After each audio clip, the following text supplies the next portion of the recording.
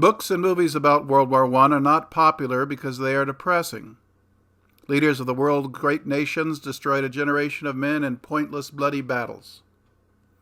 Few Americans realize that World War I was America's worst foreign policy blunder. Bankers had loaned Great Britain and France more money than they could ever repay. However, if Germany lost, they could demand the Germans pay massive reparations to help pay back these loans. These bankers manipulated American politicians and media to approve American intervention that prolonged the war. Wars between France and Germany were frequent, with the Germans winning the last one in just 6 months in 1871.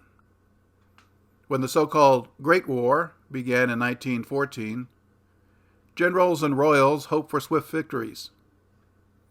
However, advances in technology like machine guns and rapid-fire artillery allowed concentrated firepower to annihilate attacking formations. The war in France bogged down into a bloody stalemate, and the construction of fortified positions ensured that offensives failed.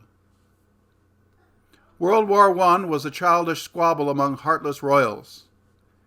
King George of England and Kaiser Wilhelm of Germany were first cousins who grew up together. Here they are with other royals at the funeral of English King Edward VII in 1910, who was the Kaiser's uncle. The Kaiser is standing behind a seated King of England just 4 years before they started playing war. An internet search produces a dozen photos of these two playmates before the war. The war stalemated and a peaceful resolution was likely by 1916. However, English bankers and American mega-banker J.P. Morgan Jr. had loaned massive sums to Great Britain and France, more than could be repaid. Bankers made sure German peace efforts were ignored and used their agents of influence to manipulate the United States into joining the war. A secret agreement was made with President Woodrow Wilson to pressure the U.S. Congress for a declaration of war at the very time Wilson was campaigning for re-election in 1916 on the slogan, "He kept us out of war." J.P. Morgan Jr. purchased control over major segments of the American news media and engineered a nationwide editorial blitz against Germany. Since the Germans had attacked through Belgium, fake and exaggerated stories about German atrocities in Belgium were common in American newspapers. Thousands of Belgian civilians had died during the war, and atrocities occur in war zones. But atrocities in the worldwide British Empire were common. This demonization was awkward since Germans were America's second largest immigrant group. Most had fled Europe to escape pointless wars and were furious their sons might be drafted and sent to war there. The evil Hun propaganda was confusing, since the English are descendants of German immigrants from the Angles and Saxons tribes, hence Anglo-Saxon. It was also awkward that the royal family was from the German house of Saxe-Coburg and Gotha. This was changed to the House of Windsor in 1916 to hide this relationship. The Windsor name was taken from the royals' massive castle, from where they sent millions of British and American draftees to die in France. Another propaganda effort was based on the Zimmermann telegram. British intelligence published an intercepted letter from the German Foreign Office to Mexico in January 1917. It stated that Germany would soon resume submarine attacks on ships in British waters to encourage, quote, the prospect of compelling England in a few months to make peace. Germany was concerned the United States would use this as an excuse to declare war on Germany. If that happened, Zimmermann encouraged Mexico to declare war on the United States as an ally, with the goal of recovering lost lands. Recall that the United States had seized large parts of Mexico in 1846 and invaded Veracruz in 1914. There is nothing wrong with any nation attempting to form an alliance to fend off a potential foreign attacker. The Zimmermann telegram clearly states that if the United States declares war on Germany, an alliance was desired. The only news was that Germany planned to resume submarine warfare in hopes of forcing the British to discuss peace. The Germans wanted peace, but American corporate media somehow spun this into a threat. German submarine warfare led to another propaganda spin. Great Britain had blockaded German ports and didn't allow any ships to enter, even from neutral nations like the United States, not even to deliver food. This was a violation of international law, and the German Navy was too small to contest this. This hurt the German economy, so it attempted to blockade Britain using the threat of submarine attack. The German government warned everyone that shipping lanes near Britain were a war zone and that ships were, quote, liable to destruction.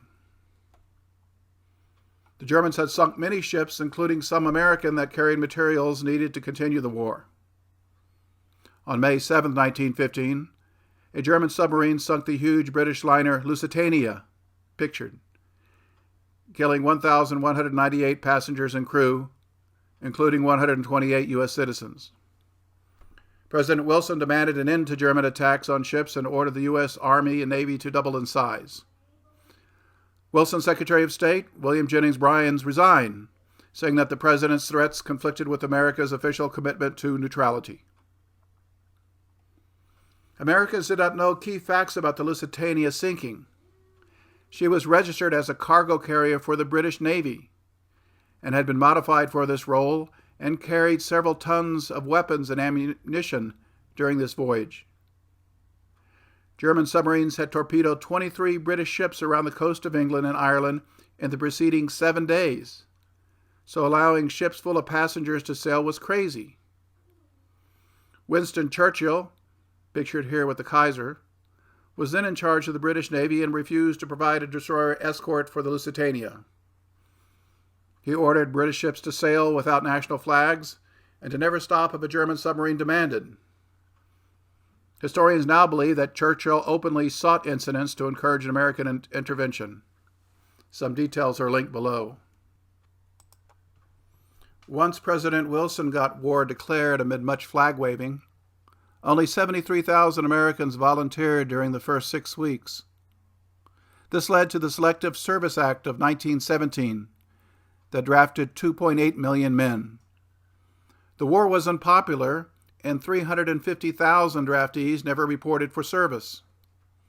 Anti-war protests prompted Wilson to censor the U.S. mail by blocking anti-war newsletters and magazines, and he threw thousands of political opponents in jail. The war dragged on for 2 more bloody years before enough American men and material arrived in France to attack. The Germans had years of combat experience and chewed up American units thrown into frontal attacks.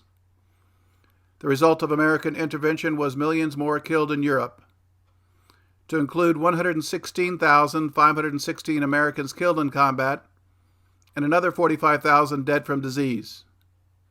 Over 200,000 American soldiers returned home with serious injuries, and the resulting debt burdened the American economy for decades. By 1918, the Germans had no more manpower to replace losses, so surrendered based on a just peace promised by President Wilson. Bankers loved President Wilson and made sure history glorified his presidency, and later put his face on the $100,000 bill. After the Versailles Peace Treaty, Morgan Bank managed all Germany's reparation payments and recovered all its money, plus interest. Germany was looted and much of its land taken, which led to the rise of the Nazis and World War II.